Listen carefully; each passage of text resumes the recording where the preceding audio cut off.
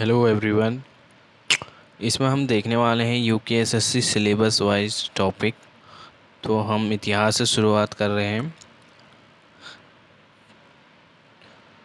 तो सामान्य ज्ञान सामान्य अध्ययन विषय इतिहास से हम शुरू करने जा रहे हैं। आज प्राचीन भारतीय इतिहास से सिंधु घाटी सभ्यता से स्टार्ट करने वाले हैं। नामकरण, सामाजिक व आर्थिक स्थिति, नगर योजना व भवन निर्माण।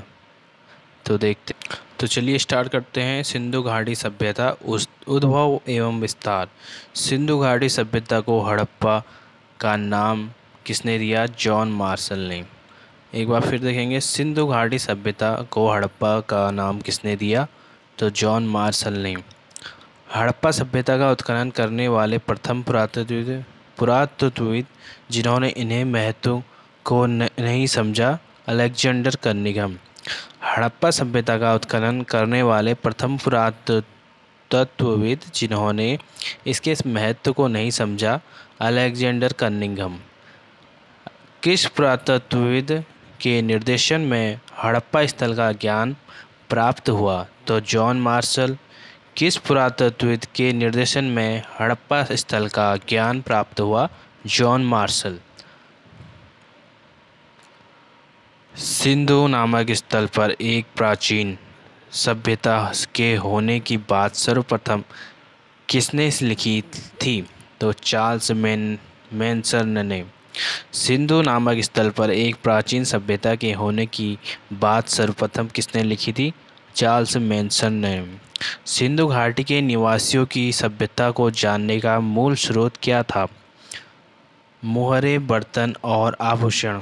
सिंधु घाटी के निवासियों की सभ्यता को जानने का मूल स्रोत क्या था? मोहरे, बर्तन और आभूषण। हड़प्पा सभ्यता किस युग की थी? तो कांस्य युग की थी हड़प्पा सभ्यता। हड़प्पा सभ्यता किस युग की थी? कांस्य युग की थी। कांस्य युग। सिंधु घाटी सभ्यता में पाई जाने वाली 4 प्रजातियों में किस प्रजाति के लोगों की प्रधानता थी? तो भूमध्य सागरीय प्रजाति की। सिंधु घाटी सभ्यता में पाई जाने वाली प्रमुख 4 प्रजातियों में किस प्रजाति के लोगों की प्रधानता थी? तो भूमध्य सागरीय प्रजाति की प्रधानता थी। सिंधु घाटी सभ्यता का संपूर्ण क्षेत्रफल कितना है? 12,99,600 वर्ग किलोमीटर। सिंधु घाटी सभ्यता का संपूर्ण क्षेत्रफल कितना है? 12,99,600 वर्ग किलोमीटर। किस क्षेत्र का वर्णन मेसोपोटामिया के अभिलेख में मेलुहा के रूप में किया गया है? तो सिंधु क्षेत्र का। किस क्षेत्र का वर्णन मेसोपोटामिया के अभिलेख में मेलुहा के रूप में किया गया है? तो सिंधु क्षेत्र का। प्रमुख नगर देखते हैं। हड़प्पाकालीन नगर जिसका प्रतिनिधित्व लोथल का पुरातत्व स्थल है, वह किस नदी पर स्थित है? तो भोगवा नदी पर। हड़प्पाकालीन नगर जिसका प्रतिनिधित्व लोथल का पुरातत्व स्थल है, वह किस नदी पर स्थित है? भोगवा नदी पर। सिंधु घाटी सभ्यता का कौन सा स्थल नदी के किनारे स्थित है? तो हड़प्पा नदी के किनारे। सिंधु घाटी सभ्यता का कौन सा स्थान नदी के किनारे स्थित है? तो हड़प्पा नदी के किनारे स्थित है। पुरातत्वविद स्थल सुतकोटदा किस राज्य में स्थित है? तो सुतकोटदा गुजरात में स्थित है। सोहगोरा, देसलपुर, कोटतीजी एवं बनावली में से कौन सा हड़प्पा स्थल नहीं है? सोहगोरा, देसलपुर, कोटतीजी, बनावली में से कौन सा हड़प्पा स्थल नहीं है? सोहगोरा। कौन सा स्थल घग्गर तथा उसकी सहायक नदियों की घाटियों में स्थित है? बनावली। कौन सा स्थल घग्गर तथा उसकी सहायक नदियों की घाटियों में स्थित है? बनावली। मई 2012 में ग्लोबल हेरिटेज फंड के किस हड़प्पा स्थल को एशिया के 10 ऐसे विरासत स्थल के रूप में सूचीबद्ध किया है जिसके नष्ट होने की संभावना है? राखीगढ़ी। मई 2012 में ग्लोबल हेरिटेज फंड ने किस हड़प्पा स्थल को एशिया के 10 ऐसे विरासत स्थल के रूप में सूचीबद्ध किया है जिसके नष्ट होने की संभावना है? तो राखी गढ़ी की। सिंधु घाटी सभ्यता का प्रसिद्ध स्थल आलमगीरपुर किस नदी के तट पर स्थित है? यह है हिंडन नदी के तट पर। सिंधु घाटी सभ्यता का प्रसिद्ध स्थल आलमगीरपुर किस नदी के तट पर स्थित है? हिंडन नदी के तट पर। वर्ष 1968 में खोजा गया मीताथल, जहाँ से प्राक उन्नत तथा उत्तर हड़प्पा संस्कृति के साक्ष्य मिले हैं, वर्तमान में कहाँ स्थित है? हरियाणा में। वर्ष 1968 में खोजा गया मीताथल, जहाँ से प्राक उन्नत तथा उत्तर हड़प्पा संस्कृति के साक्ष्य मिले हैं, वर्तमान में कहाँ स्थित है? हरियाणा में। वृत्ताकार अग्निकुंड एवं तांबे की 2 छेनियों की प्राप्ति किस स्थल से हुई है? संघोल पंजाब से। वृत्ताकार अग्निकुंड एवं तांबे की 2 छेनियों की प्राप्ति किस स्थल से हुई है? संघोल पंजाब से। सिंधु घाटी सभ्यता का वह छोटा स्थल कौन सा है जो चारों ओर से एक पाषाण निर्मित दीवार से घिरा है? आली मुराद। सिंधु घाटी सभ्यता का वह छोटा सा स्थल कौन सा है जो चारों ओर से एक पाषाण निर्मित दीवार से घिरा है? अली मुराद। हड़प्पा कालीन स्थल राखी गढ़ी किस नदी के तट पर बसा हुआ है? घग्गर नदी के तट पर। हड़प्पा कालीन स्थल राखी गढ़ी किस नदी के तट पर बसा हुआ है? घग्गर नदी के तट पर। कौन सा हड़प्पा स्थल सीप की वस्तुओं के निर्माण का विशिष्ट केंद्र था? बालाकोट। कौन सा हड़प्पा स्थल सीप की वस्तुओं के निर्माण का विशिष्ट केंद्र था? बालाकोट। सिंधु घाटी सभ्यता का कौन सा स्थल ईरान की सीमा के निकट बसा हुआ है? सुतकांगेडोर। सिंधु घाटी सभ्यता का कौन सा स्थल ईरान की सीमा के निकट बसा हुआ था? सुतकांगेडोर। सिंधु घाटी किस स्थल में सुव्यवस्थित अपवहन तंत्र का अभाव था? बनावली में। सिंधु घाटी किस स्थल में सुव्यवस्थित अपवहन तंत्र का अभाव था? बनावली में। हड़प्पा नगर के किस स्थल को शैलकृत स्थापत्य का प्रमाण मिलता है? धौलावीरा को। हड़प्पा स्थल के किस स्थल को शैलकृत स्थापत्य का प्रमाण मिलता है? धौलावीरा को। नगर नियोजन। हड़प्पाकालीन नगरों में कौन सा नगरीय स्थल मृतकों का टीला के रूप में विख्यात है? मोहनजोदड़ो। हड़प्पाकालीन नगरों में कौन सा नगरीय स्थल मृतकों का टीला के रूप में विख्यात है? मोहनजोदड़ो। सिंधु घाटी सभ्यता की नगर नियोजन पद्धति किस पर आधारित थी? ग्रिड जाल पद्धति पर। सिंधु घाटी सभ्यता की नगर नियोजन पद्धति किस पर आधारित थी? ग्रिड जाल पद्धति पर। सिंधु घाटी सभ्यता के नगरीय ऊंचाई वाले भाग को क्या कहा जाता था? तो नगर दुर्ग। सिंधु घाटी सभ्यता के नगरीय ऊंचाई वाले भाग को क्या कहा जाता था? नगर दुर्ग। सिंधु घाटी सभ्यता में सड़कों के दोनों ओर बनाई गई नालियों का निर्माण किससे किया गया था? पक्की ईंटों से। सिंधु घाटी सभ्यता के सड़कों के दोनों ओर बनाई गई नालियों का निर्माण किससे किया गया था? पक्की ईंटों से। भवन निर्माण। सिंधु सभ्यता के लोग जुड़ाई के लिए मिट्टी के गारे के साथ किसका उपयोग करते थे? तो जिप्सम का। सिंधु सभ्यता के लोग जुड़ाई के लिए मिट्टी के गारे के साथ किसका उपयोग करते थे? जिप्सम का। सिंधु घाटी सभ्यता में प्रयोग की जाने वाली ईंटों का अनुपात क्या था? तो 4:2:1। सिंधु घाटी सभ्यता में प्रयोग की जाने वाली ईंटों का अनुपात क्या था? 4:2:1। किस निर्माणी स्थल शिल्पशाला से चूना पत्थर तथा चर्ट फलक विभिन्न हड़प्पा स्थलों में भेजे जाते थे? सुक्कुर तथा रोहड़ी पहाड़ियों से। किस निर्माणी स्थल शिल्पशाला से चूना पत्थर तथा चर्ट फलक विभिन्न हड़प्पा स्थलों में भेजे जाते थे? सुक्कुर तथा रोहड़ी पहाड़ियों से। वैदिक सभ्यता में भिन्न वह कौन सी संस्कृति थी जिसके पास शहरी जीवन की सुविधाएं थीं? सिंधु घाटी संस्कृति। वैदिक सभ्यता से भिन्न वह कौन सी संस्कृति थी जिसके पास शहरी जीवन की सुविधाएं थी? सिंधु घाटी संस्कृति। किस हड़प्पा कालीन स्थल से पत्थर की नींव पर आधारित मकान का साक्ष्य मिला है? कोटदीजी। किस हड़प्पा कालीन स्थल से पत्थर की नींव पर आधारित मकान का साक्ष्य मिला है? कोटदीजी। सिंधु घाटी सभ्यता के किस स्थल की नगर योजना समांतर चतुर्भुज के रूप में थी? धौलावीरा। सिंधु घाटी सभ्यता के किस स्थल की नगर योजना समांतर चतुर्भुज के रूप में थी? धौलावीरा। सिंधु घाटी सभ्यता के भवनों की विशेषता थी पक्की ईंटों से निर्मित। सिंधु घाटी सभ्यता के भवनों की विशेषता थी पक्की ईंटों से निर्मित। आर्थिक स्थिति, वाणिज्य, व्यापार। सिंधु घाटी सभ्यता के किस स्थल से जुते हुए खेत की प्राप्ति हुई है? कालीबंगा से। सिंधु घाटी सभ्यता के किस स्थल से जुते हुए खेत की प्राप्ति हुई है? कालीबंगा से। एक उन्नत जल प्रबंधन व्यवस्था का साक्ष्य कहाँ से प्राप्त हुआ है? धौलावीरा से। एक उन्नत जल प्रबंधन व्यवस्था का साक्ष्य कहाँ से प्राप्त हुआ है? धौलावीरा से। हड़प्पा काल की दो महत्वपूर्ण फसलें कौन सी थी? गेहूँ और जौ की। हड़प्पा काल की दो महत्वपूर्ण फसलें कौन सी थी? गेहूँ और जौ की। सिंधु घाटी सभ्यता की किस फसल को यूनानी साहित्य में सिंडोन कहा गया है?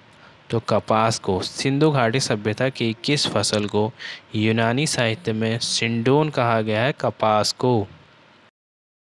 हाथी, गाय, घोड़ा एवं बाघ में से किस एक पशु का निरूपण हड़प्पा संस्कृति में पाई गई मोहरों और टेराकोटा कलाकृतियों में नहीं किया गया है? गाय का। हाथी, गाय, घोड़ा एवं बाघ में से किस एक पशु का निरूपण हड़प्पा संस्कृति में पाई गई मोहरों और टेराकोटा कलाकृतियों में नहीं किया गया है? गाय का। किस स्थल से एक मकान में धावन पात्र के होने का साक्ष्य मिलता है? बनावली से। किस एक मकान में धावन पात्र के होने का साक्ष्य मिलता है? बनावली में। शंख का कार्य करने वाले दस्तकारों के कारखाने की प्राप्ति किस स्थान पर हुई? लोथल। शंख का कार्य करने वाले दस्तकारों के कारखाने की प्राप्ति किस स्थल पर हुई? लोथल। हड़प्पा स्थल में मनका निर्माण उद्योग का केंद्र था? चन्हुदड़ो। हड़प्पा सभ्यता स्थल में मनका निर्माण उद्योग का केंद्र था? चन्हुदड़ो। पुरालेखों में वर्णित मध्यवर्ती व्यापार केंद्र दिलमुन वर्तमान में कहाँ स्थित है? बहरीन द्वीप पर। पुरालेखों में वर्णित मध्यवर्ती व्यापार केंद्र दिलमुन वर्तमान में कहाँ स्थित है? बहरीन द्वीप पर। बदख्शा अफगानिस्तान से किस वस्तु का आयात किया जाता था? नील रत्न का। बदख्शा अफगानिस्तान से किस वस्तु का आयात किया जाता था? नील रत्न का। सिंधु घाटी सभ्यता की अधिकांश मोहरे का निर्माण किस पदार्थ से किया गया था? सेल खड़ी से। सिंधु घाटी की सभ्यता की अधिकांश मोहरों का निर्माण किस पदार्थ से किया गया था? सेल खड़ी से। सिंधु घाटी सभ्यता के दौरान हरित मणि का आयात किस क्षेत्र में किया जाता था? दक्षिण भारत में। सिंधु घाटी सभ्यता के दौरान हरित मणि का आयात किस क्षेत्र में किया जाता था? दक्षिण भारत में। सिंधु घाटी सभ्यता में लाजवर्द का आयात किस स्थान से किया जाता था? बदख्शा एवं मेसोपोटामिया से। सिंधु घाटी सभ्यता से लाजवर्द का आयात किस स्थान से किया जाता था? बदख्शा एवं मेसोपोटामिया से। सिंधु घाटी सभ्यता के दौरान स्टेटाइट एवं आयात कहाँ से किया जाता था? ईरान से। सिंधु घाटी सभ्यता के दौरान स्टेटाइट का आयात कहाँ से किया जाता था? तो ईरान से। सुरतुघई जहाँ नहरों के कुछ अवशेष की प्राप्ति हुई वर्तमान में कहाँ स्थित है? तो अफगानिस्तान में। सुरतुघई जहाँ से नहरों के कुछ अवशेष की प्राप्ति हुई। वर्तमान में कहाँ स्थित है? अफ़गानिस्तान में। सिंधु घाटी सभ्यता का कौन सा स्थल इस काल के बंदरगाह के रूप में प्रचलित था? लोथल। सिंधु घाटी सभ्यता का कौन सा स्थल इस काल के बंदरगाह के रूप में प्रचलित था? लोथल। लोथल कहाँ है? गुजरात में। भारत में चांदी की उपलब्धता प्राचीनतम साक्ष्य कहाँ से मिले हैं? हड़प्पा संस्कृति से। भारत में चांदी की उपलब्धता के प्राचीनतम साक्ष्य कहाँ से मिले हैं? हड़प्पा संस्कृति से। टिन कहाँ से आयातित किया जाता था? अफ़गानिस्तान तथा ईरान से। टिन कहाँ से आयातित किया जाता था? अफ़गानिस्तान तथा ईरान से। हड़प्पावासी तांबा कहाँ से आयातित करते थे? खेतड़ी राजस्थान तथा बलूचिस्तान से। हड़प्पावासी तांबा कहाँ से आयातित करते थे? खेतड़ी राजस्थान तथा बलूचिस्तान से। ईरान व अफ़गानिस्तान से आयातित कच्चा माल कौन सा था? चांदी।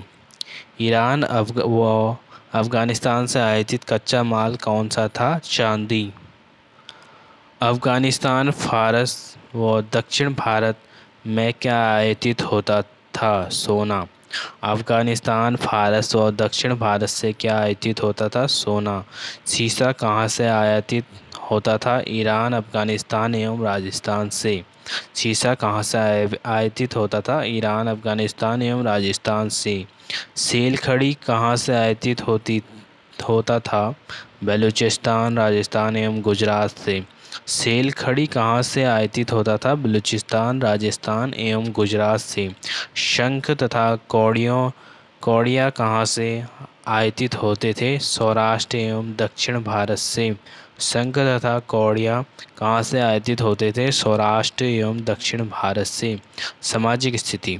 पुरोहित, जुलाहे, अधिकारी एवं योद्धा वर्ग में से किसके अस्तित्व का साक्ष्य सिंधु घाटी सभ्यता में नहीं मिला है? तो योद्धा का। पुरोहित, जुलाहे, अधिकारी एवं योद्धा वर्ग में से किसके अस्तित्व का साक्ष्य सिंधु घाटी सभ्यता में नहीं मिला है? योद्धा का। सिंधु घाटी सभ्यता से कितने प्रकार की शवाधान पद्धति का प्रमाण मिला है? 3 प्रकार की। सिंधु घाटी सभ्यता से कितने प्रकार की शवाधान पद्धति का प्रमाण मिला है? 3 प्रकार की। सिंधु घाटी सभ्यता की शवाधान पद्धति के अंतर्गत पशु पक्षियों के खाने के बाद अवशेष को भूमि में दफना दिया जाता था। आंशिक समाधिकरण। सिंधु घाटी सभ्यता की किस शवाधान पद्धति के अंतर्गत पशु पक्षियों के खाने के बाद अवशेष को भूमि में दफना दिया जाता था? आंशिक समाधिकरण। सुरकोटदा नामक स्थल से किस प्रकार के शवग्रहों के अवशेष मिले हैं? अंडाकार शवग्रह। सुरकोटदा नामक स्थल से किस प्रकार के शवग्रहों के अवशेष मिले हैं? अंडाकार शवग्रह। हड़प्पा सभ्यता के किस स्थान से कलश शवाधान का साक्ष्य मिला है? सुरकोटदा। हड़प्पा सभ्यता के किस स्थान से कलश शवाधान का साक्ष्य मिलता है? सुरकोटदा। कला एवं संस्कृति। सिंधु घाटी सभ्यता के किस स्थल से हाथ से बनी हुई सूती कपड़े की प्राप्ति हुई है? मोहनजोदड़ो से। सिंधु घाटी सभ्यता के किस स्थल से हाथ से बनी हुई सूती कपड़े की प्राप्ति हुई है? मोहनजोदड़ो से। सिंध प्रदेश में भारी संख्या में आग में पकी मिट्टी की बनी मूर्तियाँ मिली हैं और इन्हें क्या कहा जाता है? टेराकोटा। सिंध प्रदेश में भारी संख्या में आग से पकी मिट्टी की बनी मूर्तियाँ मिली हैं, इन्हें क्या कहा जाता है? टेराकोटा। झूकर एवं झांगर संस्कृति के अवशेष की प्राप्ति किस स्थल से हुई है? चन्हूदड़ो से। झूकर एवं झांगर संस्कृति के अवशेष की प्राप्ति किस स्थल से हुई है? चन्हूदड़ो से। किस सिंधु घाटी स्थल से नर्तकी की कांस्य मूर्ति प्राप्त हुई है? मोहनजोदड़ो से। किस सिंधु घाटी से नर्तकी की कांस्य की मूर्ति प्राप्त हुई है? मोहनजोदड़ो से। सिंधु घाटी सभ्यता की प्रस्तर मूर्तियों में से सर्वाधिक किस मूर्ति की प्राप्ति हुई है? पुरोहित एवं योगी की। सिंधु घाटी सभ्यता की प्रस्तर मूर्तियों में सर्वाधिक किसकी मूर्ति की प्राप्ति हुई है? पुरोहित एवं योगी की। लिपि माप, अब देखते हैं लिपि माप तौल। सिंधु लिपि का सबसे प्राचीन नमूना कब प्राप्त हुआ? तो 1853 ईस्वी में। सिंधु लिपि का सबसे प्राचीन नमूना कब प्राप्त हुआ? 1853 ईस्वी में। सिंधु सभ्यता के लोग माप तौल में कितने अंकों के आवर्तकों का प्रयोग करते थे? 16 अंकों का। सिंधु सभ्यता के लोग माप तौल में कितने अंकों के आवर्तकों का प्रयोग करते थे? 16 अंकों का। धार्मिक स्थिति। सिंधु घाटी सभ्यता से स्वास्तिक एवं चक्र के साक्ष्य मिले हैं। यह मुख्य रूप से किसका प्रतीक था? सूर्य पूजा का। सिंधु घाटी सभ्यता से स्वास्तिक एवं चक्र के साक्ष्य मिले हैं। यह मुख्य रूप से किसका प्रतीक था? सूर्य पूजा का। एक मोहर जिस पर पशुपति शिव की आकृति बनी है की प्राप्ति किस स्थल से हुई है? मोहनजोदड़ो से। एक मोहर जिस पर पशुपति शिव की आकृति बनी है की प्राप्ति किस स्थल से हुई है? मोहनजोदड़ो से। मृणपट्टिका पर उत्कीर्ण सिंह युक्त देवता की कृति कहाँ से प्राप्त हुई है? कालीबंगा से। मृणपट्टिका पर उत्कीर्ण सिंह युक्त देवता की कृति कहाँ से प्राप्त हुई है? कालीबंगा से। सैंधव घाटी से प्राप्त एक मूर्ति जिसमें स्त्री के गर्भ से निकलता एक पौधा है किसे दर्शाता है? पृथ्वी देवी को। सैंधव सभ्यता से प्राप्त एक मूर्ति जिसमें स्त्री के गर्भ से निकलता एक पौधा है किसे दर्शाता है? पृथ्वी देवी को।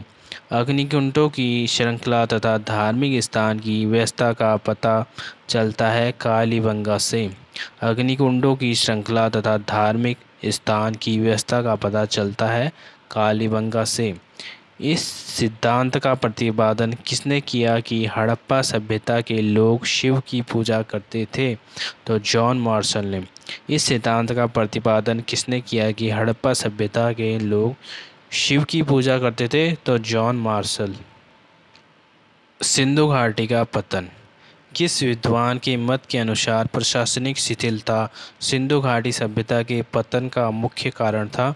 जॉन मार्शल के अनुसार।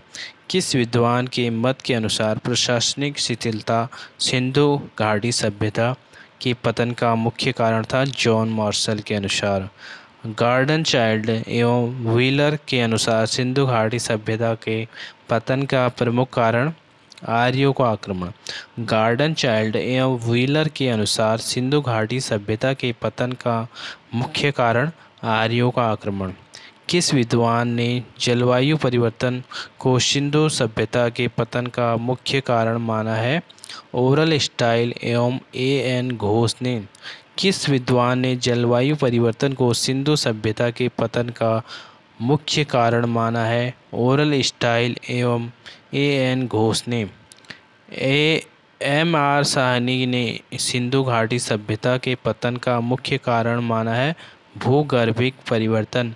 M.R. साहनी ने सिंधु घाटी सभ्यता के पतन का मुख्य कारण माना है भूगर्भिक परिवर्तन।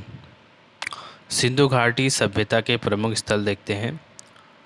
स्थल, भौगोलिक स्थिति, खोजकर्ता, वर्ष, प्राप्त प्रमुख साक्ष्य। हड़प्पा, रावी नदी, मोंटगोमरी, पाकिस्तान। दयाराम साहनी 1921। खोजकर्ता। प्राप्त प्रमुख साक्ष्य, श्रमिक निवास, 16 भट्टियाँ, धोती पहने मूर्ति, अन्नागार, कब्रिस्तान, R37, शेख का बना बैल, कांसे का इक्का एवं दर्पण, मंजूषा बर्तन एवं मछुआरे का चित्र। हड़प्पा, रावी नदी, मोंटगोमरी, पाकिस्तान। भौगोलिक स्थिति, खोजकर्ता दयाराम साहनी थे 1921। और प्राप्त प्रमुख साक्ष्य, श्रमिक निवास, 16 भट्टियाँ, धोती पहने मूर्ति, अन्नागार, कब्रिस्तान, R37, शंख का बना बैल, कांसे का इक्का एवं दर्पण, मंजूषा बर्तन पर मछुआरे का चित्र आदि। अब मोहनजोदड़ो, सिंधु नदी लरकाना पाकिस्तान, रखालदास बनर्जी 1922, स्नानागार अन्नागार कांसे की नग्न नर्तकी, कुम्हार के 6 भट्टे सूती कपड़ा, शतरंज की गोलियां, दाढ़ी वाला साधु, हाथी का कपाल खंड, पशुपति शिव के अंकन की मोहर। मोहनजोदड़ो, सिंधु नदी लरकाना पाकिस्तान, खोजकर्ता रखालदास बनर्जी। मोहनजोदड़ो 1922, स्नानागार, प्राप्त साक्ष्य स्नानागार, अन्नागार कांसे की नग्न नर्तकी, कुम्हार के 6 भट्टे सूती कपड़ा, शतरंज की गोलियां, दाढ़ी वाला साधु, हाथी का कपाल खंड, पशुपति शिव के अंकन की मोहर। सुतकांगेडोर, दाश्क नदी, बलूचिस्तान पाकिस्तान, ओरल स्टाइन एवं जॉर्ज डेल्स 1987। नदी की तटीय व्यापारिक चौकी, राख से भरा बर्तन, तांबे की कुल्हाड़ी, मिट्टी से बनी चूड़ियाँ। नदी की सुतकांगेडोर, दाश्क नदी, बलूचिस्तान पाकिस्तान, ओरेल स्टाइन एवं जॉर्ज डेल्स 1927। नदी की तटीय व्यापारिक चौकी, राख से भरा बर्तन, तांबे की कुल्हाड़ी, मिट्टी से बनी चूड़ियाँ। चन्हुदड़ो, सिंध नदी पाकिस्तान, NG मजुमदार 1931। अच्छा पहले आमरी, सिंधु नदी Sindh Pakistan, NC Majumdar 1929, George F Dales 1963 से 79। आमरी, सिंधु घाटी सभ्यता के प्रमुख स्थल, आमरी सिंधु नदी सिंध पाकिस्तान, भौगोलिक स्थिति। और NG Majumdar 1929, George F Dales 1963/79 खोजकर्ता। और ऐसा पहला स्थल जहां पूर्व हड़प्पा सभ्यता के चिन्ह तथा परिवर्तन के चरणों की पहचान हुई है, बारहसिंगा का नमूना। ऐसा पहला स्थल जहां पूर्व हड़प्पा सभ्यता के चिन्ह तथा परिवर्तन के चरणों की पहचान हुई है, बारहसिंगा का नमूना। चन्हुदड़ो, सिंधु नदी सिंध पाकिस्तान, NG मजुमदार 1931। मोहर निर्माण केंद्र, मिट्टी की बनी बैलगाड़ी का प्रतिरूप, कांसे की खिलौना गाड़ी, दवात, लिपस्टिक का साक्ष्य, मनके कारखाना, वक्राकार ईंटें। मोहर निर्माण केंद्र, मिट्टी की बनी बैलगाड़ी का प्रतिरूप, कांसे की खिलौना गाड़ी, दवात, लिपस्टिक का साक्ष्य, मनके का कारखाना, वक्राकार ईंटें। चन्हुदड़ो, NC मजुमदार 1931, सिंधु नदी सिंध पाकिस्तान। कालीबंगा, घग्गर नदी राजस्थान, अमलानंद घोष 1953/60। हल दारा जुते खेत, बेलनाकार मोहर, पक्की मिट्टी का हल, सबसे पहले ज्ञात भूकंप का साक्ष्य, अग्निकुंड, ऊंट की हड्डियाँ, कच्ची एवं अलंकृत ईंट। कालीबंगा, घग्गर नदी राजस्थान, अमलानंद घोष 1953/60। हल दारा जुते खेत, बेलनाकार मोहर, पक्की मिट्टी का हल, सबसे पहले ज्ञात भूकंप का साक्ष्य, अग्निकुंड, ऊंट की हड्डियाँ, कच्ची एवं अलंकृत ईंट। कोटदीजी, सिंधु नदी सिंध पाकिस्तान, फजल अहमद 1953 से 54। पत्थर की नींव वाले घर, पत्ती के आकार का वड़ाग्र, गर्तावास, गहनों वाला जखीरा, चौक पर निर्मित मृदभांड। कोटदीजी, सिंधु नदी सिंध पाकिस्तान, फजल अहमद 1953 से 54। पत्थर की नींव वाले घर, पत्ती के आकार का वड़ाग्र, गर्तावास, गहनों का जखीरा, चौक पर निर्मित मृदभांड। देसलपुर, कच्छ गुजरात, भादर नदी ए घोष SR राव 1963। टेराकोटा मोहर, तांबा मोहर, सेलखड़ी मोहर एवं भूरे रंग के मिट्टी के बर्तन। देसलपुर, कच्छ गुजरात, भादर नदी ए घोष SR राव 1963 टेराकोटा मोहर तांबा मोहर सेल खड़ी मोहर एवं हरे रंग के मिट्टी के बर्तन रोपण सतलज नदी पंजाब यज्ञदत्त शर्मा 1953 से 54 तांबे की कुल्हाड़ी शंख की चूड़ियाँ कुत्ते को मालिक के साथ दफनाने का साक्ष्य रंगपुर मादर नदी गुजरात रंगनाथ राव 1953-54 धान की भूसी घोड़े की मूर्ति मेरण मूर्ति कच्ची ईंटों का दुर्ग पत्थर के फलक रंगपुर मादर नदी गुजरात रंगनाथ राव 1953-54 धान की भूसी घोड़े की मेरण मूर्ति कच्ची ईंटों का दुर्ग पत्थर के फलक लोथल भोगवा नदी गुजरात रंगनाथ राव 1957 अन्नागार सोने के मन का कारखाना गोदीवाड़ा बंदरगाह युग्म शवाधान धान की खेती लोथल भोगवा नदी गुजरात रंगनाथ राव 1957 अन्नागार सोने के मन का कारखाना गोदीवाड़ा बंदरगाह युग्म शवाधान धान की खेती धौलावीरा खदीर बेत नदी कच्छ गुजरात बीबी लाल 1959 RS बिस्ट 1990 191 3 अभिलेखों में विभाजित एकमात्र शहर नागरिक उपयोग के लिए सबसे बड़ा अभिलेख खेल मैदान पत्थर की बनी नेवले की मूर्ति